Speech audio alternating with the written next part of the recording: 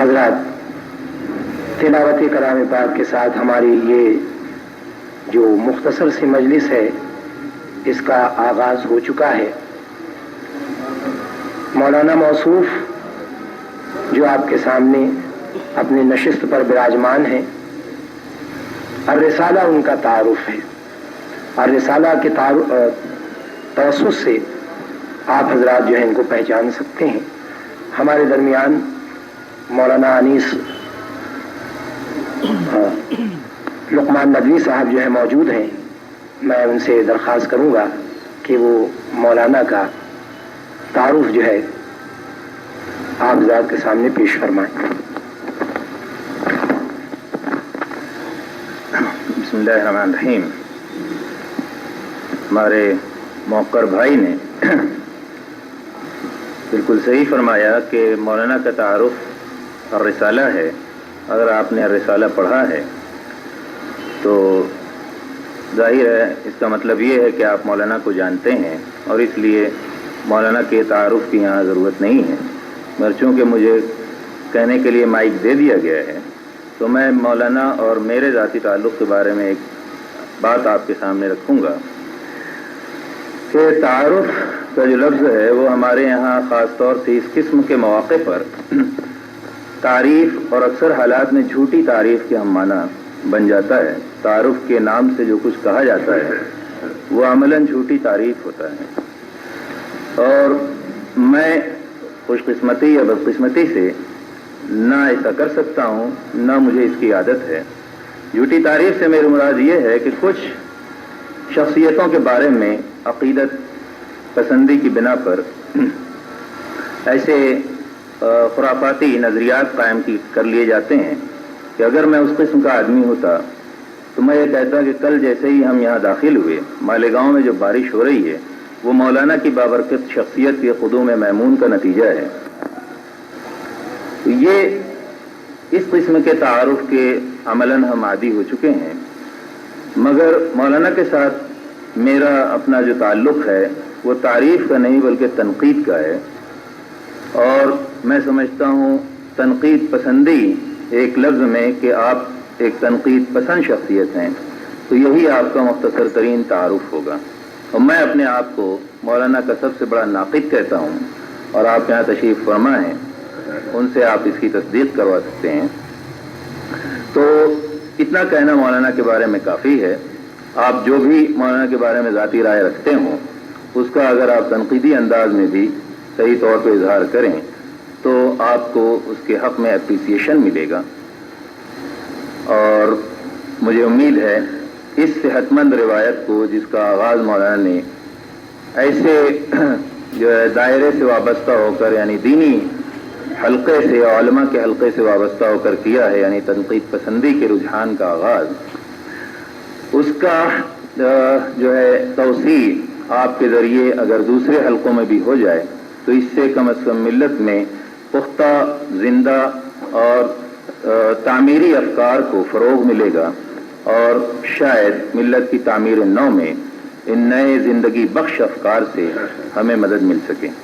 میں اب مولانا سے گزارش کرتا ہوں کہ وہ کچھ اپنی افکار آپ کے سامنے رکھیں۔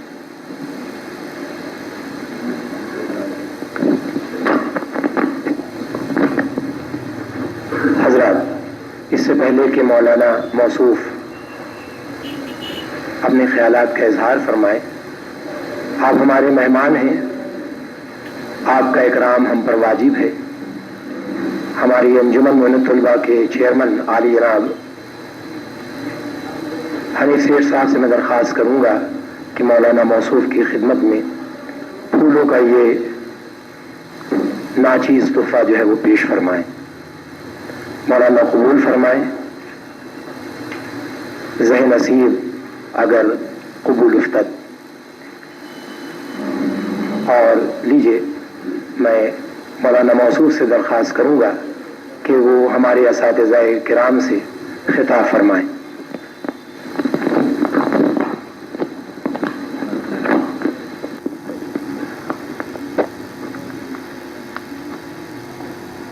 بسم اللہ الرحمن الرحیم وصلی اللہ علی النبی الکریم۔ میری آواز پہنچ رہی ہے ادھر یا نہیں پہنچ رہی؟ کم پہنچ رہی؟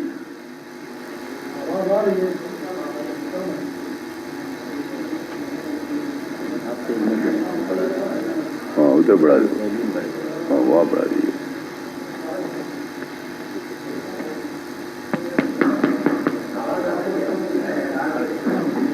بسم اللہ الرحمن الرحیم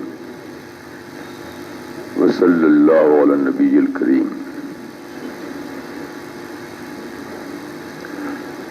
مولانا انیس اقبال ندوی صاحب نے جو بات فرمائی اس نے مجھے آج کی بات چیت کے لیے سبجیکٹ دے دیا۔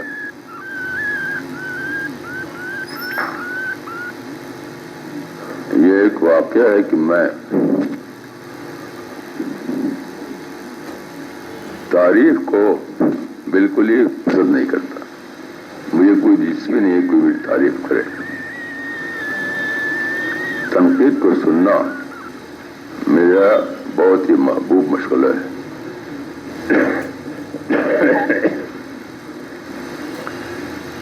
مولانا انیس اقبال ندوی صاحب جب عرب گئے تو ان سے کسی شیخ نے پوچھا کہ وہ آپ کیا کرتے ہیں انڈیا میں؟ تو انہوں نے کہا کہ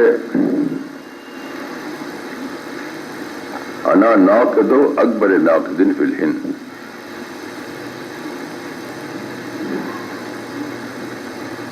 مجھے یہ بات اتنی پسند آئی، اتنی اچھی لگی کہ میں نے اس کو رسالے میں چھاپ دیا۔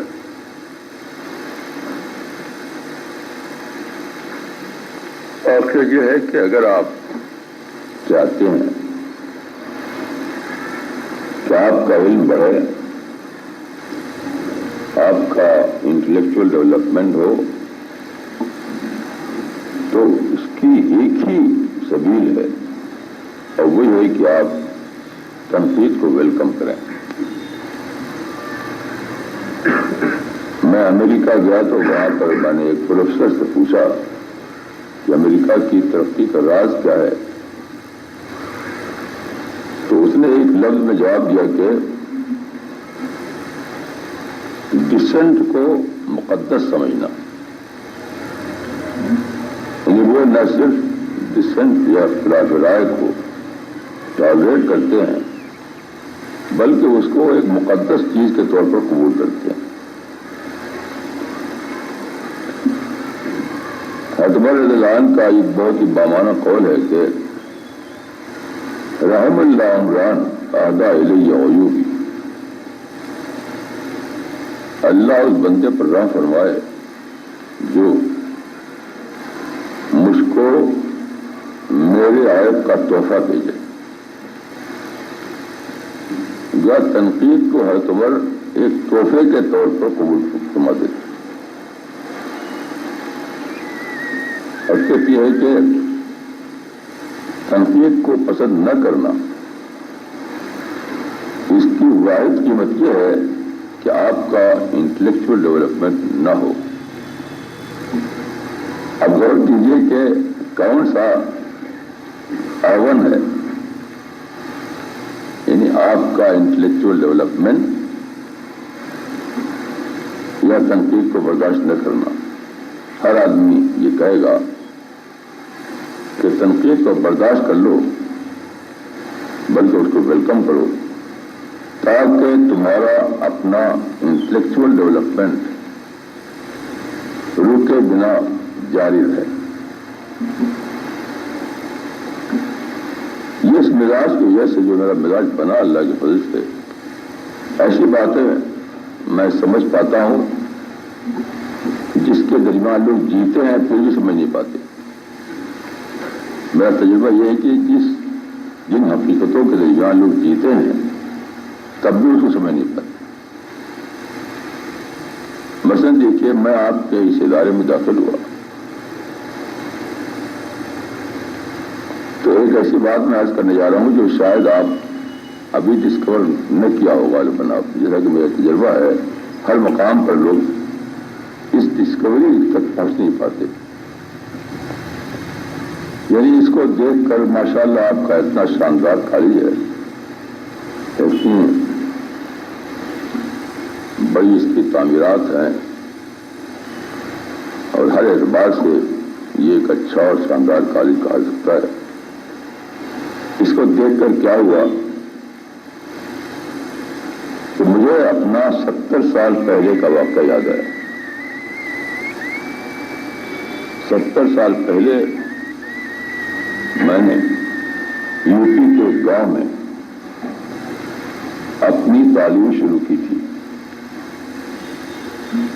70 سال پہلے کا زمانہ یہ تھا کہ اس وقت ایسے تعلیمی ادارے نہیں ہوتے تھے جو مستقل بلڈنگوں میں ہوں۔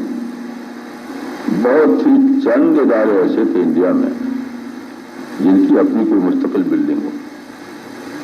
بیشتر کیا ہوتا تھا، یا تو مسجد کے کسی گوشے میں ہم پڑھتے تھے، یا کسی بزرگ کے یہاں ان کے گھر پر کوئی انتظام ہوتا تھا، وہاں جا کر پڑھتے تھے۔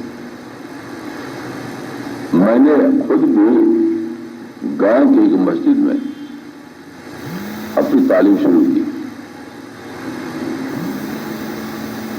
اب مجھے اللہ تعالیٰ کے اس تنقید پسندی کی وجہ سے کیا موقع ملا کہ میں اس راز کو سمجھ سکا جو عربی مقولے میں کہا گیا ہے کہ تعرف الاشیاء بأضدادها، in comparison that we understand۔ تقابل سے باتیں سمجھ میں آتی ہیں۔ اب میں تقابل کرتا ہوں کہ 70 سال پہلے ہم کہاں تھے اور آج ہم کہاں ہیں۔ آج ہندوستان میں آپ کی جو بلڈنگ ہے، جو ادارہ ہے، اس طرح کی بلکہ اس سے بھی شاندار ادارے تعلیمی ہزاروں کی تعداد میں بن چکے ہیں، ہزاروں کی تعداد میں۔ خود میرے گاؤں میں جہاں صرف مسجد کے گوشے میں پڑھائی ہوا کرتی تھی، آج وہاں ایک بہت بڑا ادارہ، ایک اسکول جس کو وہ لوگ یونیورسٹی تک پہنچانا چاہتے ہیں، بن گیا ہے اور کام کر رہا ہے۔ اس کمپیریزن کا مجھے کیا فائدہ ہوتا ہے؟ آپ دیکھیے کہ دنیا کے کسی بھی حصے میں آپ جائیے، ہندوستان کی کسی مسلمان سے بات کیجیے، ہر مسلمان کا سینہ کیا ہے؟ شکوہ شکایت کا کارخانہ ہوگا۔ تقریباً ہر مسلمان کو میں پاتا ہوں کہ جہاں بات کیجیے، کوئی مجھے دلی ملنے آتے ہیں، بھائی کیا حال ہے آپ کے یہاں، تو فوراً کوئی بی جے پی کے ساتھ، کوئی RSS کے ساتھ کوئی فساد کی بات۔ یعنی ہر آدمی کے پاس شکایت کا کارخانہ ہے۔ اللہ کے فضل سے اسی بنا پر میرے پاس شکر کا کارخانہ ہے، شکر کا کارخانہ۔ یعنی آپ کے ادارے میں آیا تو میرے کارخانے میں شکر کا پروڈکشن ہونے لگا۔ یہ کیسا عجیب ہے اللہ تعالیٰ کا نظام کہ اس ملک میں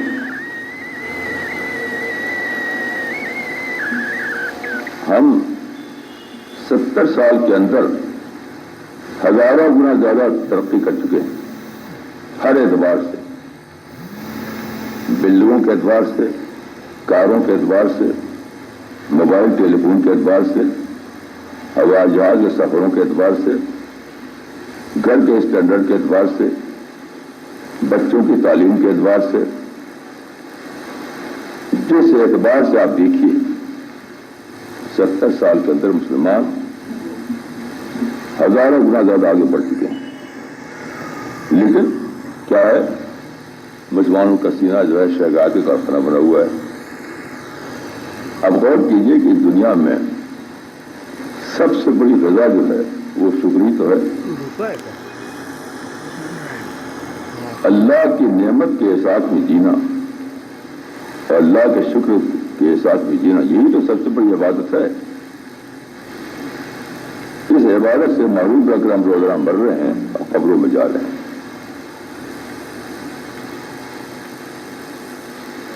تو تنقید پسندی کوئی معمولی بات نہیں ہے، یہ بہت بڑی بات ہے۔ یعنی تنقید پسندی کیا ہے؟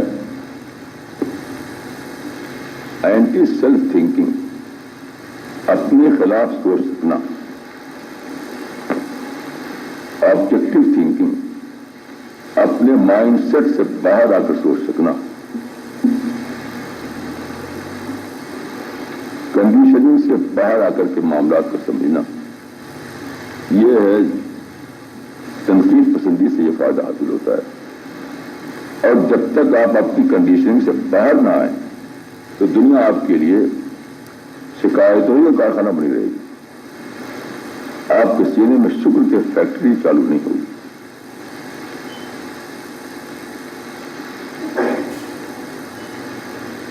آپ کسی بات، میں اکثر جلسوں میں مسلمانوں سے پوچھتا ہوں کہ آپ میں سے کوئی شخص کھڑا ہو کر کہے ہمارے اخبارات، ہمارے جلسے، ہمارے بیانات، حتیٰ کہ ہماری مجلسی گفتگو ہیں، شکایتوں سے بھری ہوئی ہے۔ میں لوگوں سے پوچھتا ہوں کہ 1947 میں آپ کا فیملی اسٹینڈرڈ کیا تھا اور آج کیا ہے، یہ بتائیے۔ کوئی آدمی یہ کھڑا ہو کر کہے کہ 1947 میں اس کا فیملی اسٹینڈرڈ بہت اونچا تھا اور آج بہت کم ہے، کم از کم اب تک کے تجربے میں مجھے کوئی مسلمان سے نہیں ملا جو یہ کہے۔ تو سوال یہ ہے کہ اب تاریخ آگے جا رہی ہے، جب اللہ کی نعمتیں آپ کو ملتی چلی جا رہی ہیں برابر، آپ کے دادا جس معیار پر جیے تھے اس سے بہتر آپ کے باپ جیے، آپ کے باپ جس معیار پر جیے تھے اس سے بہتر آپ جی رہے ہیں، اور آپ جس معیار پر جی رہے ہیں اس سے بہتر آپ کے بیٹے اور پوتے جینے والے ہیں، تو شکایت کس بات کی؟ پھر تو شکر ہی شکر ہونا چاہیے۔ تو یہ ہے تنقید پسندی، یعنی اپنے سیل سے باہر آ کر سوچنا۔ عام طور پر ہوتا کیا ہے کہ لوگ اپنے سیل میں جیتے ہیں، اپنے سیل سے باہر کی کوئی نہ کوئی خبر نہیں ہوتی۔ جیسے مرغی کے انڈے میں چوزا ہوتا ہے، جب وہ انڈے کے اندر بند ہے تو آپ اسے پوچھیں تو اس کے لیے وہی 1.5 انچ کی جو دنیا ہے یا 2 انچ کی جو دنیا ہے اسی کو جانتا ہوگا، اس کو پتہ نہیں کہ اس انڈے کے باہر ایک انلمیٹڈ کائنات ہے۔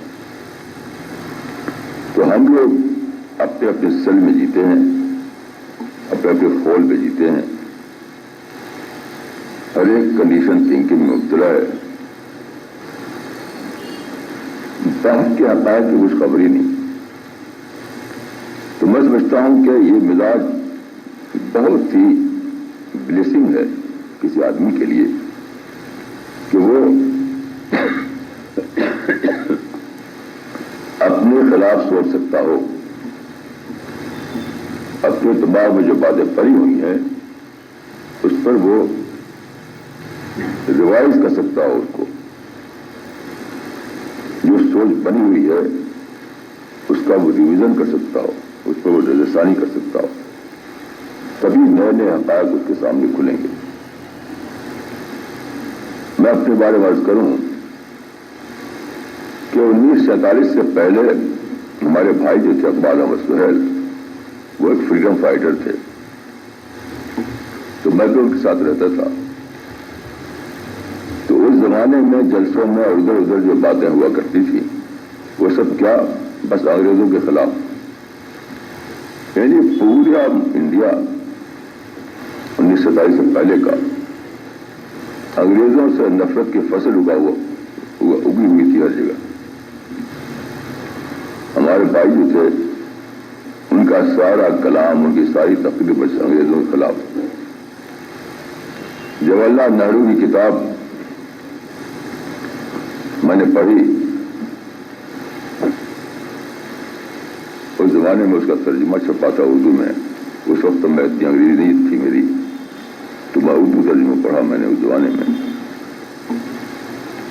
तो जवाहरलाल नेहरू ने लिखा था कि अंग्रेज़ों ने इंडिया में जो रेलें बिछाई हैं वो रेलें नहीं हैं, वो लोहे की जंजीरें हैं, जो इसलिए है ताकि हमको वो जकड़ सकें। मैं ये समझता रहा। हकीकत है कि इंडिया को मैंने रीडिस्कवर किया, ब्रिटिश पीरियड को मैंने रीडिस्कवर किया। तो 1947 से पहले मुझे किसी भी आदमी ने नहीं बताया था कि ब्रिटिशर्स क्या है। ब्रिटिशर्स इस मुल्क में दस्तकारी की जगह स्टीम पावर ले आए। इस इंडिया में जहां हम सिर्फ पैदल चल सकते थे या घोड़े पर चल सकते थे, वहां उन्होंने रेलें बिछाई।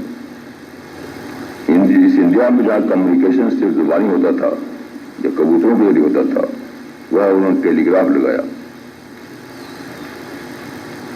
क्या तालीम हम सिर्फ रवायती तालीम को जानते थे, मॉडर्न एजुकेशन लाया ब्रिटिशर्स यहाँ। हत्ता कि हम मुल्क का इंतजाम भी नहीं जानते थे। किसी भी दौर में पहले मुल्क का इंतजाम, मसलन मालगुजारी का लगाम, जस्टिस का निज़ाम इतना अच्छा नहीं था जो अंग्रेजों ने बनाया। ये सब मगर मेरे लिए अननोन था, मुकम्मल तौर पर अननोन था। क्यों? मेरे आसपास जो थे, इंक्लूडिंग माई एल्डर ब्रदर, उसे वही बताते थे अंग्रेज जालिम है। फिर से जब मैंने पढ़ा खुद से, तो रीडिस्कवर किया मैंने कि इंडिया को बहुत पीछे पड़ा हुआ था जो उसको अंग्रेजों ने आगे बढ़ाया। अगर इंडिया को उन्हें आगे न बढ़ाया होता तो यूनाइटेड इंडिया को वजूद ही नहीं होता, मॉडर्न इंडिया को वजूद ही न होता। तालीम में इंडिया एक पिछड़ा हुआ मुल्क होता, और जब इंडिया आज़ाद होता तो जगह जगह राजे हुकूमत कर रहे होते छोटे छोटे, और कुछ भी इंडिया ना होता। यही हाल हमारा है कि हम लोग जिस दुनिया में जी रहे हैं, यानी मुसलमान, अनअवेयर, बिल्कुल कुछ पता ही नहीं कि हकीकत वाकतन क्या है। क्योंकि हमारे अखबारात, हमारे स्टेट की तकरीरें, हमारे बयानात, हमारी किताबें, हमारी मजलिसी गुफ्तगूएं हमें सिर्फ नेगेटिव बातें बताती हैं, पॉजिटिव बातें बताती ही नहीं। तो मैं यही बात कहकर खत्म करूंगा कि फिर से सोचिए, फिर से जानिए, फिर से डिस्कवर कीजिए, और फिर आप इंशाअल्लाह एक नई जिंदगी पालेंगे एक ऐसे मुल्क में जहां आप अभी तक शिकवा शिकायतों में जीते रहे हैं। वहां आप शुक्र और हम के जज्बे से जीना शुरू कर देंगे। और कैसी बड़ी बात था, थ्रिलिंग, कितना थ्रिलिंग है यह एहसास कि कोई आदमी जमीन पर अल्लाह के शुक्र के एहसास में जीने लगे। अल्लाह ताला मुझको और आपको इसी तरह की जिंदगी की तौफीक अता फरमाए।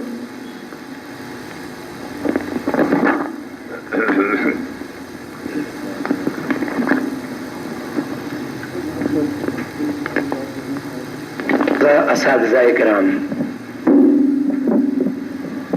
आप में से बेशतर हजरात ने रिसाला का बहुत काफ़ी मुतालिया किया होगा। मौलाना ने बज़ात खुद भी बहुत सारी किताबें लिखी हैं। पैगम्बर इनकलाब है, उसके अलावा साइंस और जदीद चैलेंज साइंटिफिक अंदाज में मौलाना ने लिखी है। मैं बज़ात खुद भी एक ज़माने तक रिसाला का बड़ा शौकीन था। बाकायदा मैं रिसाले मंगाया करता था, दोस्तों में तकसीम किया करता था। लेकिन उसके बाद कुछ ऐसा हुआ, कुछ ऐसा लगा कि भाई मौलाना की राह जो है कुछ तब्दील हो गई है। और फिर चारों तरफ से मौलाना पर तनकीद की बौछार जो है वो शुरू हुई। تو حالات کے پیش نظر میرے اپنے دل میں بھی کبیرگی پیدا ہوئی اور پھر میں نے وہ سلسلہ بند کر دیا. اس وقت سے لے کے آج تک اکثر و بیشتر انقلاب میں، باقاعدہ روزنامہ انقلاب میں تو بہت عرصے تک مولانا کے اوپر جو ہے اس طریقے کی اپنے برسات ہوتی رہی. مولانا کا اپنا ایک مقام ہے، علم کی دنیا میں آپ جو ہے بہت اونچے ہیں، اور یہ بھی ایک مسلمہ حقیقت ہے کہ جو آدمی جتنی اونچائی پر ہوتا ہے اس کے دیکھنے کی وسعت، اس کا پینوراما جو ہوتا ہے وہ بہت وسیع ہوتا ہے. لہذا مولانا اپنے طور پر جس مقام پر ہیں وہاں سے وہ جس چیز کو دیکھتے ہیں، جو کچھ محسوس کرتے ہیں، اس کو وہ اپنی تحریروں کے ذریعے، اپنے کتابوں کے ذریعے جو ہے وہ پیش کرتے رہتے ہیں. بہرحال جہاں تک نقطۂ نظر کی بات ہوتی ہے تو نقطۂ نظر مثبت بھی ہوتا ہے، منفی بھی ہوتا ہے.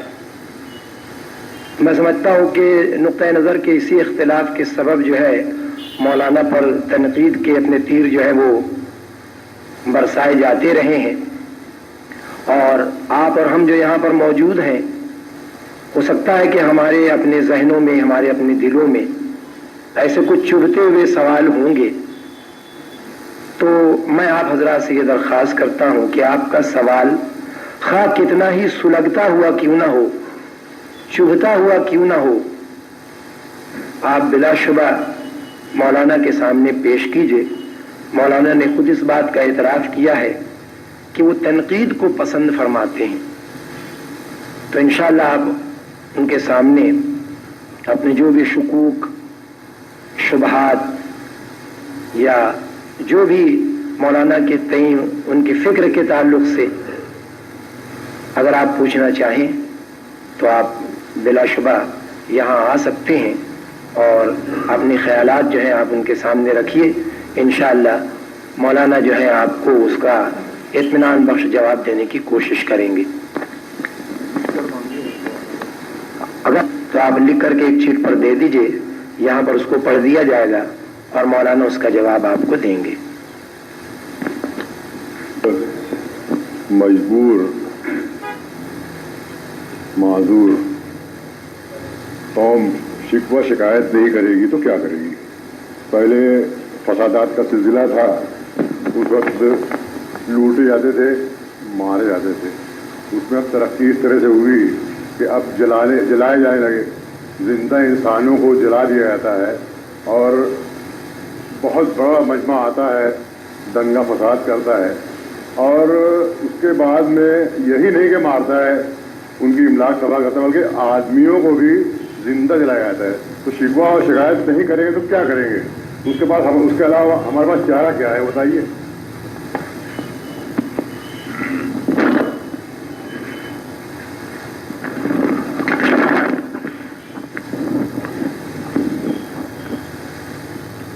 دیکھیے، میں نے اپنے بارے میں یہ کہا کہ میں تنقید پسند ہوں، میں نے یہ نہیں کہا کہ میں تنقید پسند ہوں. میں یہ گواہی دے سکتا ہوں کہ اپنی پوری زندگی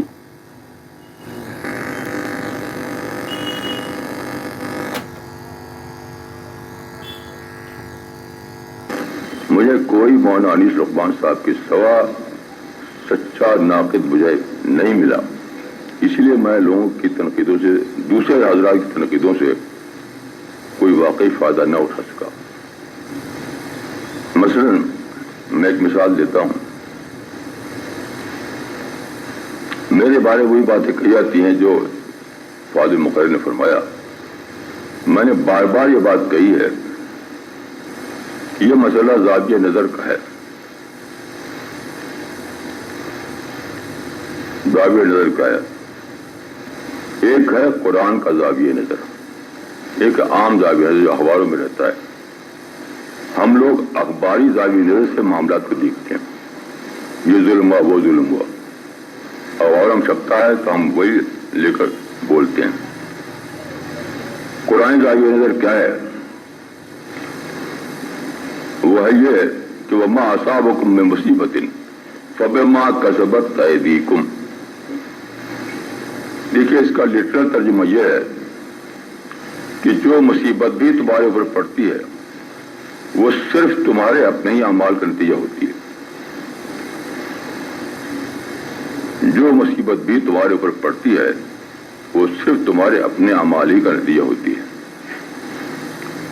یہ اصولی حکم قرآن میں ہے. پھر میں نے بار بار مثالیں دی اپنے رسالے میں کہ ہم سے بہت زیادہ بڑی بڑی مصیبتیں ڈالی گئیں عرب میں، لیکن کیا ہوا؟ مثلا احد میں سراسر ظلم ہوا تھا، سراسر ظلم. قرآن میں اس پر تبصرہ آیا تو کیا تھا؟ حتی اذا فشلتم وتنازعتم فی الامر. یعنی کیسی عجیب بات ہے کہ ساری زیادتی تو کی مشرکوں نے، اور بات کہی جا رہی ہے مسلمانوں سے کہ یہاں تک کہ جب تم کمزور پڑ گئے اور تم نے امر میں نزاع کیا تو ہمیں اصل میں طے نہیں کرنا ہے کہ میرے جیسا آدمی کیا کہتا ہے، بلکہ یہ طے کرنا ہے کہ ہم قرآن کی زاویے سے دیکھتے ہیں یا اخباروں میں چھپتا اس کی نظر سے دیکھنا چاہتے ہیں. فیصلہ یہاں نہیں ہے، مسئلہ رسالہ کے نقطہ نظر کا نہیں ہے، قرآن کے نقطہ نظر کا ہے. یاد رکھیے یہ قرآن کی تردید ہے، قرآن پر اپنی ایمان کو واپس لینا ہے کہ جب اتنے زیادہ واضح الفاظ میں بالکل جو کہتے ہیں ہم نس کے انداز میں یہ بات کہہ دی جائے کہ جو مصیبت بھی تمہارے اوپر پڑتی ہے وہ صرف تمہارے اپنے ہی اعمال کا نتیجہ ہوتی ہے، تو کیا ہونا چاہیے؟ انٹراسپیکشن ہونا چاہیے، داخلی احتساب ہونا چاہیے، اور یہی ہم کرتے ہیں. تو لوگ مجھے کیوں برا بھلا کہتے ہیں؟ نعوذ باللہ قرآن کو برا بھلا کہو کہ قرآن آؤٹ آف ڈیٹ ہو چکا ہے، قرآن کو پتہ نہیں تھا کہ انڈیا میں ایسا اور ایسا ہوگا، یہ پرانے زمانے کی کتاب ہے، انڈیا کا حالات کو پتہ نہیں تھا قرآن کو. یاد رکھیے آپ چاہے لفظی زبان سے نہ بولیں، بالفعل آپ یہی کہہ رہے ہیں کہ قرآن کو آج کے حالات کا پتہ نہیں تھا. یہ بھی یاد رکھیے کہ اگر ڈائریکٹ طور پر نہ کہا جائے، صرف انڈائریکٹ طور پر کہا جائے، تب بھی آدمی ذمہ دار قرار پاتا ہے. سمجھ لیجیے اس کو اچھی طرح سے. جو آیت میں نے پڑھی آپ کے سامنے، کوئی بھی اس کا دوسرا ترجمہ نہیں، کوئی بھی اس کی دوسری تفسیر نہیں، کوئی بھی اس کی دوسری تشریح نہیں. تو جو آپ کے لیے سامنے چوائس ہے وہ یہ ہے کہ اخباری باتوں کو مانیں یا قرآن کے اصول کو مانیں. یہ مسئلہ رسالہ کا نہیں ہے، یہ ہے میرا ایک اصولی اظہار اس معاملے میں، اور اس طرح میرے پاس کچھ نہیں ہے کہنے کے لیے.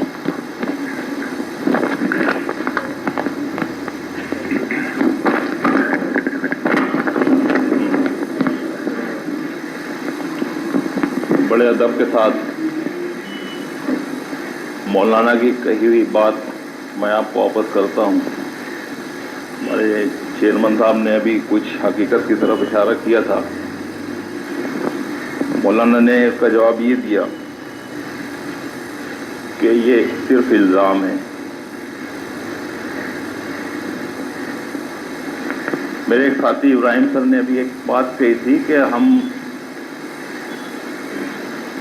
آج سے مجھے یاد پڑتا ہے 1983 اور اس سے قبل الرسالہ جو ہے پابندی سے گروپ میں منگایا کرتے تھے، بلک میں منگا کے ہم ساتھی بانٹ لیا کرتے تھے. بڑے معترف تھے آپ کے. انہوں نے بڑے ہلکے اشارے میں یہ بات کہی کہ ان کو کچھ کبیرگی خاطر ہوئی اس معنوں میں کہ انہوں نے اشارہ کیا کہ مولانا کی کچھ راہ تبدیل ہو گئی ہے، تو انہوں نے سلسلہ بند کر دیا. میں آپ کو اسی بات کو کھل کر کہنا چاہوں گا کہ 1983 میں मालेगांव में वर्ल्ड कप के सिलसिले में फसाद हुआ था। पटाखा फूटने की वजह से यहाँ एक खतरनाक फसाद हुआ था और उसकी रिकॉर्डिंग आपके रिसाला में आई हुई थी, जो कि बहुत ज़्यादा हकीकत से दूर थी, और आपने सिर्फ उसी रोशनी में तबसरा करते हुए सिर्फ और सिर्फ मुसलमानों को ही कसूरवार गर्दाना था। मैं मौलाना से अदब के साथ, माजरत के साथ कहना चाहूँगा, पूछना चाहूँगा कि क्या उस वक्त ये भी एक इल्ज़ाम की हैसियत रखता है?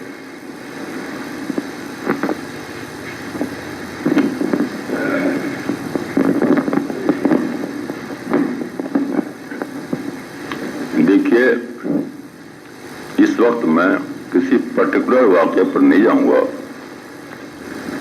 बगैर पर्टिकुलर वाक़े की तफसील जाने हुए उसूली तौर पर फिर भी मैं ये यकीन रखता हूं कि मुसलमान पर जो कुछ गुजरता है वो उसके अपनी अमल का नतीजा होता है, क्योंकि कुरान ने ऐसा कह दिया है। मैं इसकी दोबारा तहकीक करके वाक़े की मज़ीद तहकीक कर सकता हूं। आप जानते हैं कि मैं ये जो बातें कह रहा हूं तो मैं कोई बेवकूफ़ नहीं हूं, मैं इसकी बहुत भारी कीमत चुका रहा हूं। यही मालेगांव की बात नहीं है। अरब दुनिया जो लोगों पर पैसा बरसाती है, मैं अकेला आलिम हूं इंडिया में जिसे कोई पैसा नहीं अरब दुनिया देती।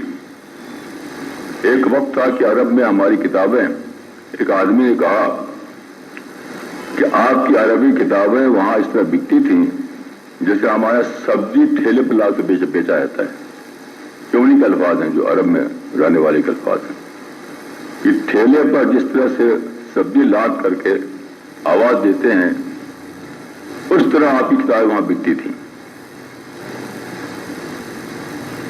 और वहां पर महलों में हमारी किताबें पढ़ी जाती थी।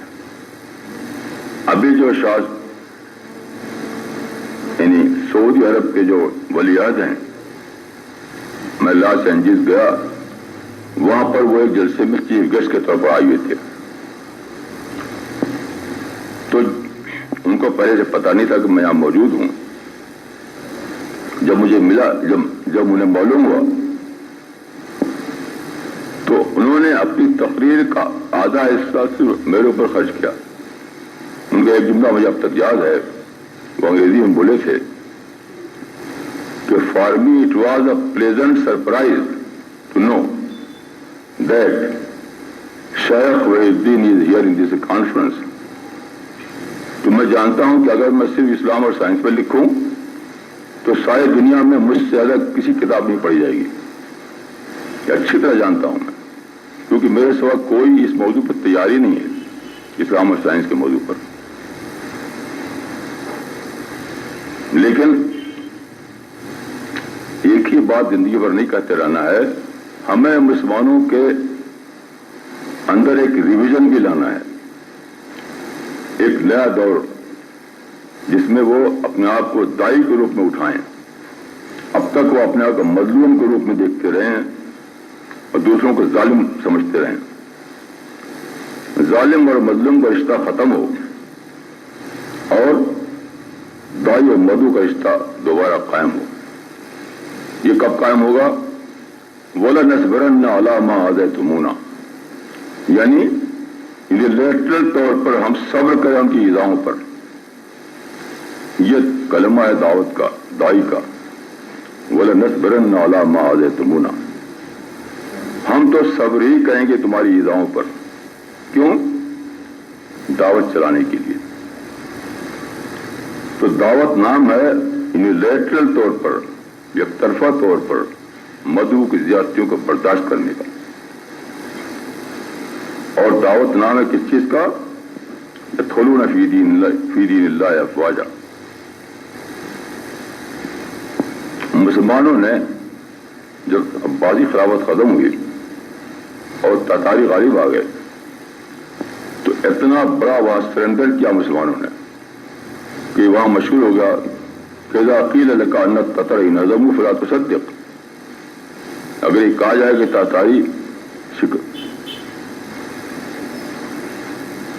तो उनको मानना मत। तातारी शिकस्त खा गए मुसलमानों के मुकाबले में, उसको मानना मत। गोया कि अपने आप को मुस्तकिल तौर पर शिकस्त खुर्दा मान लिया। अब तातारियों को शिकस्त देने की हिम्मत नहीं रही उनके अंदर, लेकिन दावत उभरी। इसकी तफसील लिखी है टीचिंग ऑफ इस्लाम में आर्नल्ड ने। दावत ने तातारी जालिमों को इस्लाम में दाखिल कर दिया और उसके बाद 600 साल तक यही तातारी इस्लाम को झंडा बुलंद किए रहे। तो लोगों की नजर वक्ती वाकयात पर है, मेरी नजर मुस्तकबिल के इम्कानात पर है। मुस्तकबिल के इम्कानात हमें तब खुलेंगे जब हम बलतसबरन अलामा आज़तुमुना पर अमल करें, यानी यूनिलैटरल तौर पर हम बर्दाश्त करें, सब्र करें, तब दावत का रास्ता खुलेगा और तब दावत जो है फातेह बनकर के उभरेगी और दोबारा यदखुलून फी दीनिल्लाह का फायदे का मंजर दिखाई देगा इस मुल्क में और हर सारी दुनिया में।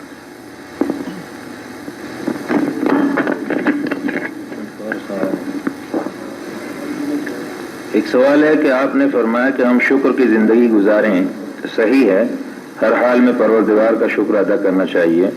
गुजरात में उस बच्चे का क्या कसूर था जिसके मां के पेट को चाक करके कत्ल कर दिया गया? अगर मुसीबत अमाल का नतीजा है तो उस मासूम बच्चे के बारे में आप रोशनी डालें। आप मौलाना अनीस रफ़वान नदवी साहब जो हैं, वो मैं उनका बहुत एहतराम करता हूँ।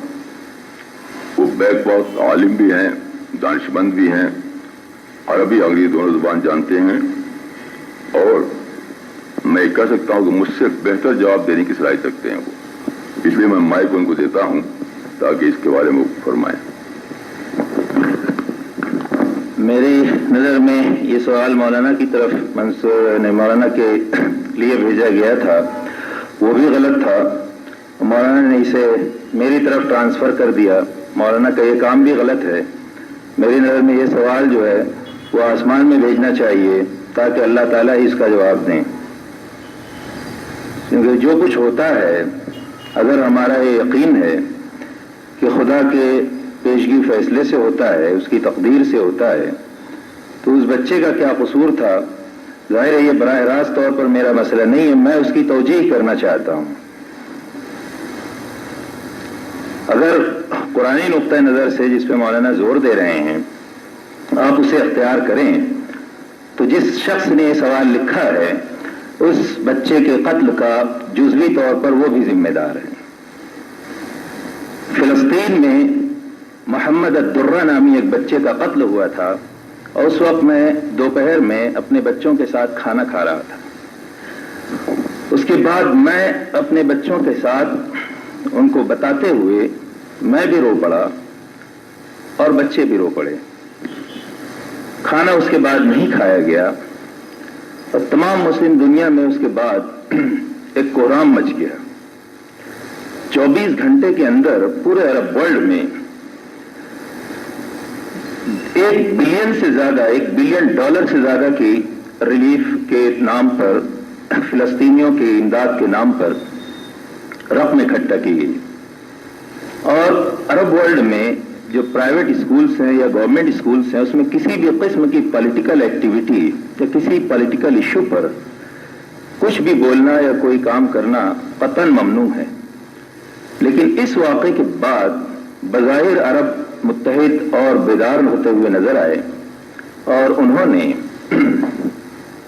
न सिर्फ ये रकम जमा की, स्कूलों को सर्कुलर भेजा कि यौम तज़ामुन अल-फिलस्तीनी के नाम से, फिर उसके बाद उसको एक्सटेंड करके उसबू तज़ामुन अल-फिलस्तीनी, उसके बाद उसे मजीद एक्सटेंड करके एक पूरा महीना पैलेस्टीनियन सॉलिडरिटी मंथ के नाम से मनाया गया। और उसमें तमाम स्कूलों के एक एक बच्चे ने ताउन के तौर पर 1 दिरहम से लेकर सैकड़ों दिरहम तक की रकम दी। ऐसा पिछले 100-150 बरस में हर ट्रेजेडी, हर मसले पर हो चुका है। मौलाना अक्सर सवालात का जवाब देने की या दूसरे लोग कोशिश करते हैं और आमतौर पर तालीम तरबियत की तारीफ की जाती है कि education consist in answering the questions. میرے پاس ایجوکیشن کا ایک نیا فارمولا ہے کہ ایجوکیشن کنسسٹ ان کوشچننگ دا آنسرس. کبھی کبھی آپ نے یہ سوال نہیں کیا ہے, آپ نے ایک رائے, قائم شدہ رائے کا اظہار کیا ہے. آپ نے پیشگی طور پر یہ طے کر لیا ہے کہ کہیں کچھ ظلم ہو رہا ہے اور کچھ لوگ اس کے قصوروار ہیں, اور یہ آپ کو پتہ ہے. آپ یہ چاہتے ہیں کہ اسی رائے کو آپ اپنے مخاطب سے منوائیں, شعوری یا غیر شعوری طور پر. مسئلہ یہ نہیں ہے. مسئلہ یہ ہے کہ آپ جو رائے رکھتے ہیں کہ ظالموں کو ظالم کہا جائے, ان کے خلاف احتجاج کیا جائے, مظلوموں کی داد رسی کے لیے ریلیف اکٹھا کیا جائے, تو یہ تو آپ 150 برس سے کر رہے ہیں. اس کے بعد بھی بچے کا پیٹ کیوں چاک کیا جا رہا ہے؟ موقر چیئرمین صاحب نے جیسے یہ سوال اٹھایا کہ پہلے صرف مارا جاتا تھا, اب جلایا جاتا ہے. سوال یہ ہے کہ جب مارا جاتا تھا تو ان کی مار کو روکنے کے لیے بھی تو کوششیں ہوئی. اب اگر وہی نقطہ نظر درست ہے جو رائج ہے, اور ایک ہی اکیلا آدمی یہ بات کہہ رہا ہے یا میں کہہ رہا ہوں, تو صحیح نقطہ نظر کا کوئی صحیح نتیجہ کیوں برآمد نہیں ہو رہا ہے؟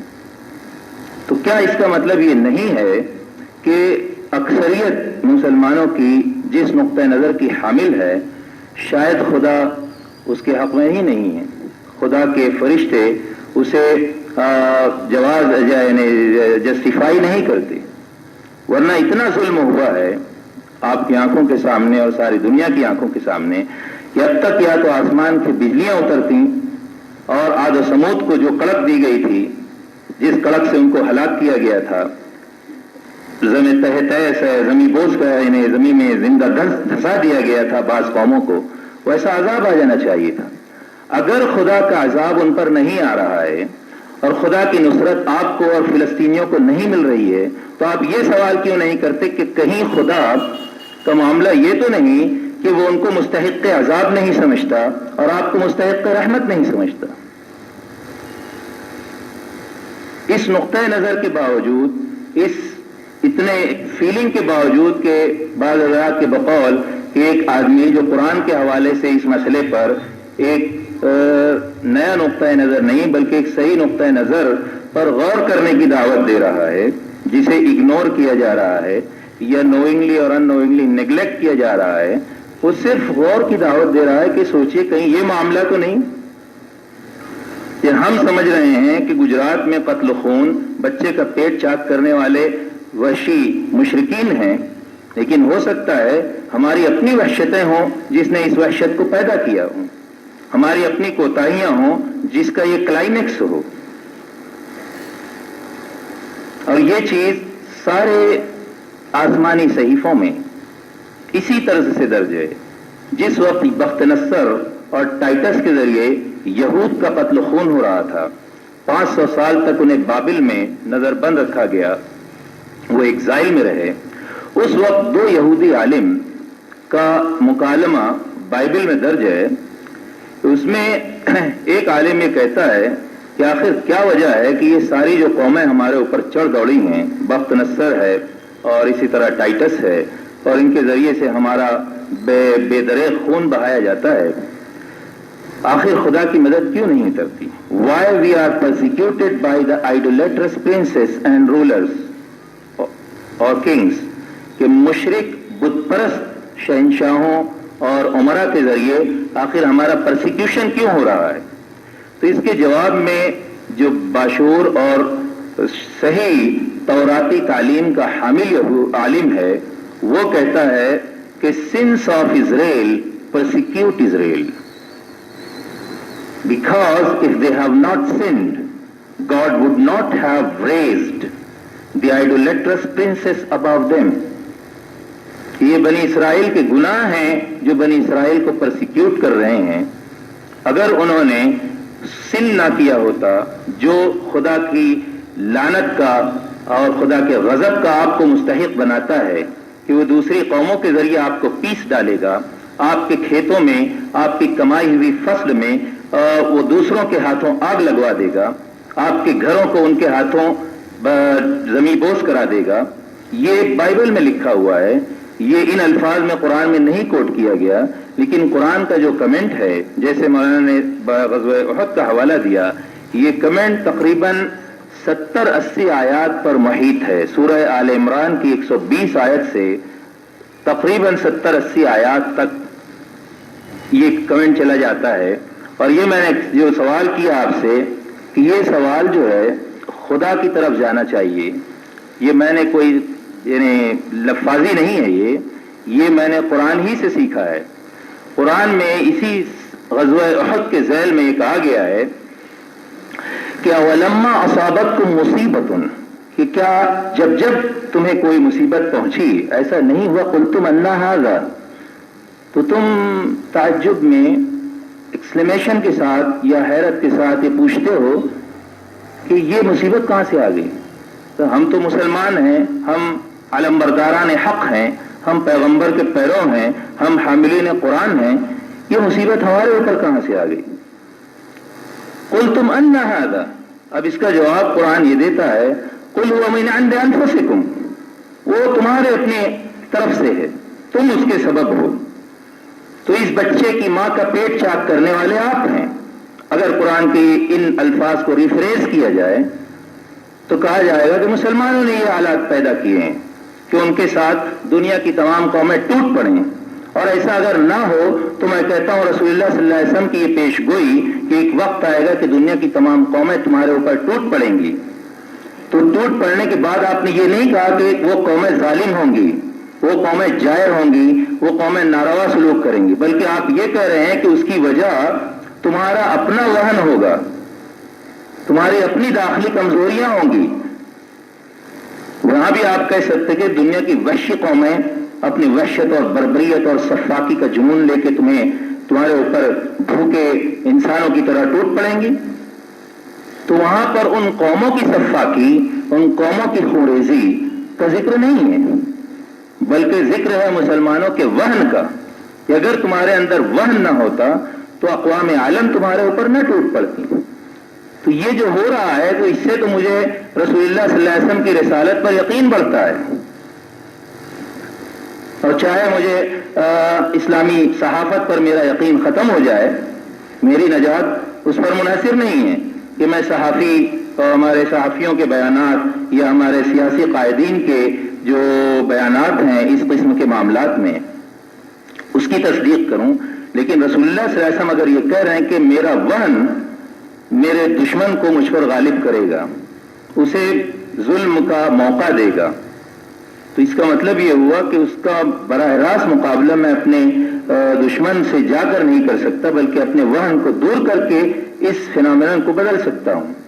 اور اسی کو قرآن میں کہا گیا کہ ان اللہ لا یغیر ما بقوم حتی یغیر ما بانفسہم، کہ آپ کا ما بقوم جو ہے، آپ کی مظلومیت، آپ کی یہ پریشانیاں، آپ کے اوپر ٹوٹنے والے یہ آلام و مسائل دور نہیں ہو سکتے جب تک کہ ان کے وہ داخلی اسباب دور نہ ہوں جو آپ نے اپنے ہاتھوں سے پیدا کر رکھے۔ اسی غزوہ احد میں ایک اور واقعہ ہوتا ہے۔ ایک صاحب نے مجھ سے اسی طرح کا سوال کیا کہ دیکھیے ہمارے اوپر گولیاں برسیں منظور ہے، ہمارے سینے میں خنجر گھونپے جائیں منظور ہے، ہمارے گھروں میں آگ لگائی جائے برداشت کر لیں گے، ہماری فیکٹریاں نظر آتش کی جائیں برداشت کر لیں گے، لیکن یہ کیا کہ قرآن جلایا جا رہا ہے، قرآن سڑکوں پر لا کر جلایا گیا اور ان پر خدا کا عذاب نہیں اترتا۔ میں نے کہا جس وقت میں یہ سنا تو فون پر یہ مجھے خبر ملی تو میں خود رو پڑا کہ قرآن خدا کا ہے، آپ کا تو نہیں ہے، اور وہ اس کی حفاظت کا طریقہ جانتا ہے۔ اگر وہ یہ سمجھتا کہ یہ بے حرمتی ہے اور اس کے معاملے میں کوئی آسمانی مداخلت ہونی چاہیے تو وہ آپ کے اس فیلنگز کا انتظار نہیں کرے گا۔ اگر وہ نہیں کر رہا ہے تو اس کا مطلب یہ ہے کہ اس وقت وہ خدا ایسے لوگوں کو مستحق عذاب نہیں سمجھتا اور ایسے مسلمانوں کو اپنی نصرت کا مستحق نہیں سمجھتا، سوائے اس کے آپ کیا نتیجہ حاصل کریں گے؟ ورنہ یہ حرف براہ راست خدا پر آتا ہے، یہ الزام کہ آخر قرآن جلایا جائے اور وہ انہیں عذاب نہ دے۔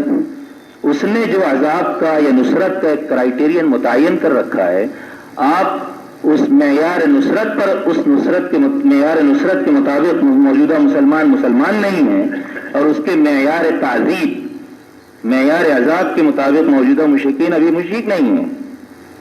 اس لیے خدائی مداخلت ملینوں بار لعنت کی دعاؤں کے باوجود جو ہر سال بلکہ روزانہ حرمین میں ہو رہی ہیں، دنیا کے ہر خطے میں ہو رہی ہیں، فلسطین میں ہو رہی ہے، انڈیا میں ہو رہی ہے، فجر اور عصر اور مغرب ہر نماز میں ہو رہی ہے، اس کے باوجود بھی خدا کی نصرت نہیں اترتی. اب میں ایک آخری بات کہہ کے جو اصل مسئلے کی نشاندہی کرے گی کہ مسئلہ یہ نہیں ہے کہ آپ کے ذہنوں میں مولانا کے بارے میں کچھ سوالات ہیں، مولانا نے کچھ ایسی باتیں کہی ہیں یا میں کوئی ایسی بات کہہ رہا ہوں جس پر آپ متفق نہیں ہیں. مسئلہ حقیقتاً یہ ہے ہی نہیں. یہ مسئلہ کبھی بھی قائل کا نہیں ہوتا، سامع کا ہوتا ہے. اس کی میں ایک دلچسپ مثال آپ کو دیتا ہوں کہ 1919 سے 1933 تک 1919 فرسٹ ورلڈ وار کے خاتمے کے بعد سے 1933 تک امریکہ میں ایک موومنٹ چلی ہے جسے ٹیمپرنس موومنٹ کہا جاتا ہے. اس کے مطابق ایسے قوانین بنائے گئے، ایسے کلچرل پروگرام مرتب کیے گئے جس کے جو انسداد شراب نوشی میں معاون بنے، جسے نیشنل پروہیبیشن ایکٹ بھی کہا جاتا ہے. اگر آپ برٹانیکا دیکھیں تو نیشنل پروہیبیشن ایکٹ کے تحت اس کی ساری تفصیلات آپ کو مل جائیں گی کہ کس طرح 15 سال تک حکومت کی زیر سرپرستی پورے امریکہ میں یہ کوشش کی گئی کہ کچھ قانونی پابندیوں کے ذریعے، کچھ ٹیکسیشن میں مزید اضافے کے ذریعے، کچھ واعظ اور نصیحت اور ڈاکٹروں اور سائنسدانوں کے اپنے ڈیمانسٹریشن اور تحقیقات کے ذریعے عوام کو آمادہ کیا جائے کہ وہ شراب پینا بند کر دیں. لیکن یہ تحریک مکمل طور پر ناکام ہوئی. مجھے اس کی تفصیلات سے کوئی دلچسپی نہیں. جب یہ تحریک اپنے شباب پر تھی اس وقت کا واقعہ ہے کہ ایک بہت بڑی اس طرح کی کانفرنس ہوئی جس میں تقریباً 1,500-2 ہزار آڈینس مختلف علاقوں سے آئے اس پروگرام میں شرکت کے لیے، اور وہ سب شراب نوشی کی جو الکوہلسٹ تھے، وہاں کے شراب نوش طبقے سے تعلق رکھتے تھے، وہی تھے وہاں. اور جو ان سے خطاب کرنے کے لیے ایک سائنٹسٹ، ایک ڈاکٹر اور ایک ریلیجس اسکالر، کرسچن عالم، عیسائی عالم کو بلایا گیا تھا کہ مذہبی، سائنسی اور طبی تینوں پہلوؤں سے ان جو الکوہلس کی یہ کلب ہے اس کے ممبران کو مطمئن کریں، کنونس کریں کہ شراب نوشی کس قدر مہلک ہے، جو امریکن قوم کو گھن کی طرح چاٹ رہی ہے یا دیمک کی طرح چاٹ رہی ہے، اور نیشن بلڈنگ کے لیے انسداد شراب نوشی ایک ناگزیر عملی تقاضا ہے. اس طرح کی فیلنگ یا اس طرح کی گویا رائے عامہ ہموار کرنے کے لیے وہ پروگرام تھا. تو سائنسدان نے اپنے ڈھنگ سے الکوہل پر ایک لیکچر دیا کہ وہ اس کے کیا کمپوننٹس ہوتے ہیں اور اس کا کیا امپیکٹ ڈائریکٹلی آپ کے بایو کیمیکل میکینزم پہ پڑتا ہے، اور اس کے نتیجے میں آپ کی صحت، آپ کی سوچ، پھر آپ کے فیملی ریلیشنز، پھر آپ کے سوشل ریلیشنز کس طرح متاثر ہوتے ہیں وغیرہ وغیرہ. اسٹیٹسٹیکل ریکارڈ وغیرہ دے کر کہ کس طرح بالآخر اتنے زیادہ کینسر، اتنے زیادہ دوسرے اعضائے رئیسہ کے امراض اور اس طریقے سے مرڈر یا کریمنل ایکٹیویٹیز میں یہ لوگ مبتلا ہو جاتے ہیں. اس کے بعد ڈاکٹر کھڑا ہوا، اس نے اس کی تائید کی، اس نے اپنا پرسنل ایکسپیرینس بتایا، اپنے تمام تجربات کا خلاصہ جتنے الکوہولکس کا اس نے علاج کیا تھا یا جن سے انہیں اس کا معائنہ کیا تھا، سامنے رکھنے کے بعد اس نے کھڑے ہو کر 2 گلاس منگوایا، اور وہ پہلے سے تیار شدہ گلاس رکھے ہوئے تھے جس میں ایک میں شراب تھی، الکوہولک ڈرنک تھا، دوسرے میں صاف تازہ پانی تھا. ٹیبل پر رکھ کر وہ کھڑا ہو گیا اور اس نے آڈینس کہا کہ ناؤ لک کیئرفلی. ایک ڈیمانسٹریشن اس نے دیا، اپنی جیب سے ایک ڈبیا نکالی جس میں ایک کاکروچ تھا.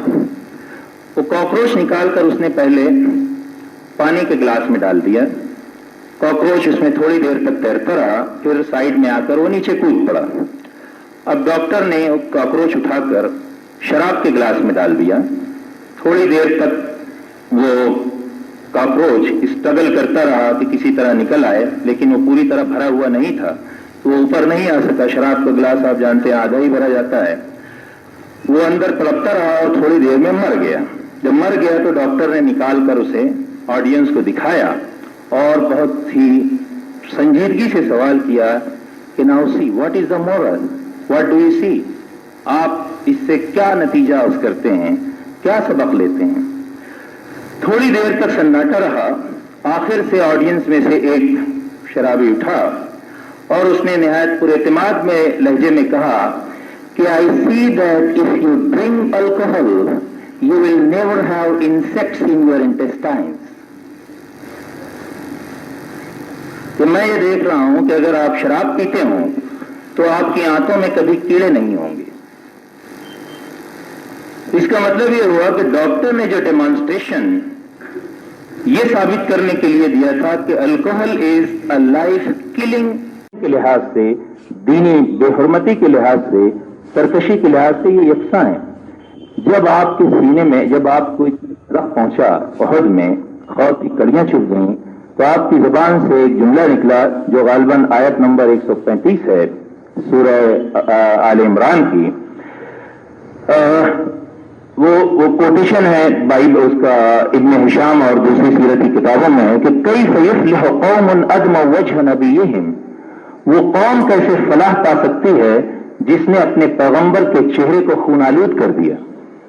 ایسے لوگ ہدایت کے مستحق نہیں، ایسے ظالم لوگ جو پیغمبر کے چہرے کو لہو لہان کر دیں، خون آلود کر دیں، وہ کیسے فلاح پا سکتے ہیں؟ تو آپ جانتے ہیں قرآن میں کیا کہا گیا اس کی جگہ، لیس لک من الامر شیء، لیس لک من الامر شیء. یہ آپ خدا کب سے بننے لگے؟ It is not you who has to decide this. یہ آپ نے کیسے ڈٹرمن کر لیا، ڈیسائیڈ کر لیا کہ انہیں فلاح نہیں ملنے والی؟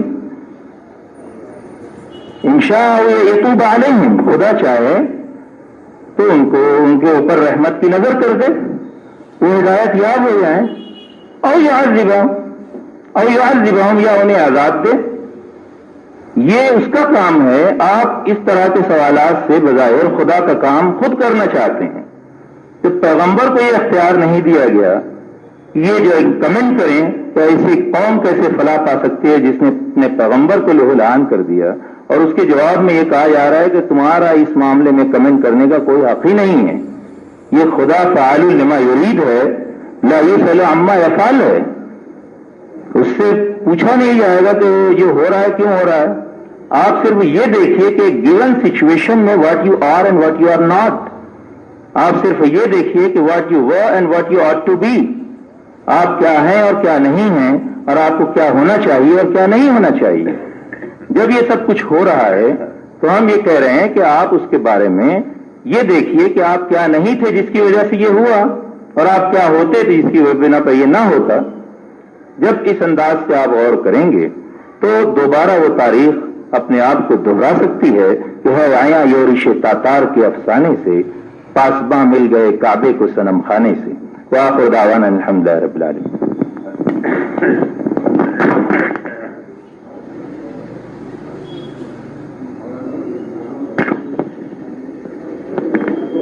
معزز حاضرین، ایک مختصر سی اچھی مجلس قریب اختتام ہے.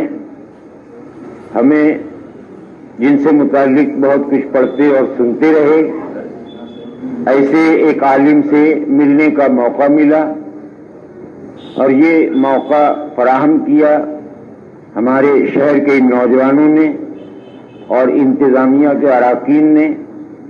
میں انتظامیہ کے اراکین اور ان نوجوانوں کا شکریہ ادا کرتا ہوں کہ ہمیں ایسے عالم دین سے، ایک جید عالم سے ملنے کا موقع فراہم کیا، ان کے خیالات جاننے کا موقع فراہم کیا. میں ان کا مشکور ہوں، اور مولانا کا بھی مشکور ہوں کہ انہوں نے اپنے خیالات سے اختصار کے ساتھ ہمیں مستفیض کیا.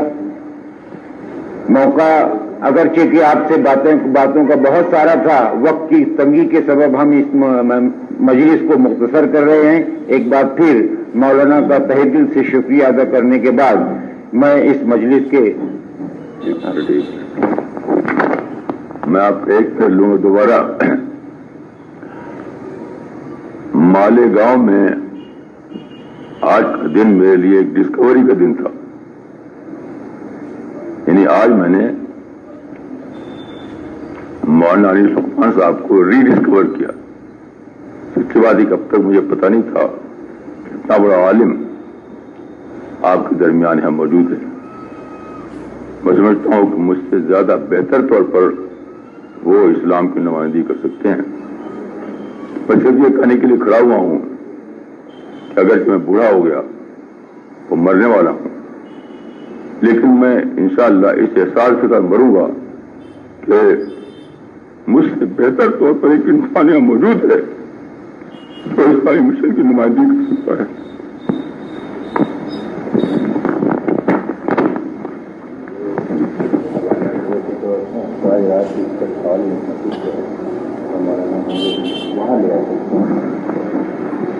में तशनगी तो बहरहाल बाकी है, और जो मौजूद बहस है मैं नहीं समझता कि उसका सिलसिला कभी खत्म होगा। हम उसको यहीं पर रोक रहे हैं। अगर आप लोगों में से किसी को और भी सवालात पे तशनगी बाकी हो तो आज रात में इसकस लाइब्रेरी में मौलाना का प्रोग्राम है, सवाल जवाब से मुताल्लिक ही खास तौर से आप वहां पर भी तशरीफ ले जा सकते हैं और मौलाना को जहमत दे सकते हैं, अपने सवालों के जवाब पा सकते हैं। मैं एक बार फिर अंजुमन के अराकीन, नौजवानों और मौलाना और उनके साथी मौलाना का भी शुक्रिया के साथ मजलिस के खात्मे का ऐलान करता हूं। शुक्रिया।